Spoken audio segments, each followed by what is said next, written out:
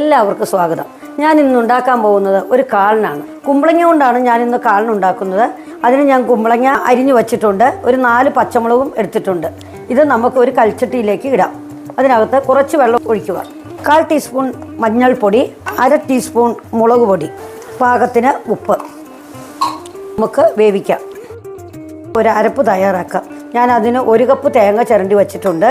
അതിടാം. 1/4 teaspoon ജീരകം. ഇത് രണ്ടും നന്നായിട്ട് അരയണം. വെള്ളം വറ്റി നമുക്കിനി അരപ്പ് ചേർക്കാം. തേങ്ങയുടെ അരപ്പാണ് ആദ്യം ചേർക്കണം. അരപ്പ് നന്നായിട്ട് ചൂടായിട്ടുണ്ട്. ഇനി നമുക്ക് തൈര് ഒഴിക്കാം. കട്ട തൈര് ഞാൻ ഉടച്ചെടുത്താണ്. 1/2 ടീസ്പൂൺ ഉലുവാപ്പൊടിയും കൂടെ ചേർക്കുന്നുണ്ട്. 1 ടീസ്പൂൺ നെയ്യും കൂടി ഇതിനകത്ത് ചേർക്കുന്നുണ്ട്. ഇനി നമുക്ക് ഇതിന് കടുക് വറുത്തിടാം. എണ്ണ ചൂടായി നമുക്ക് കടുകിടാം. 1/2 ടീസ്പൂൺ ഉലുവ, 3 വറ്റൽമുളക്, കറിവേപ്പില.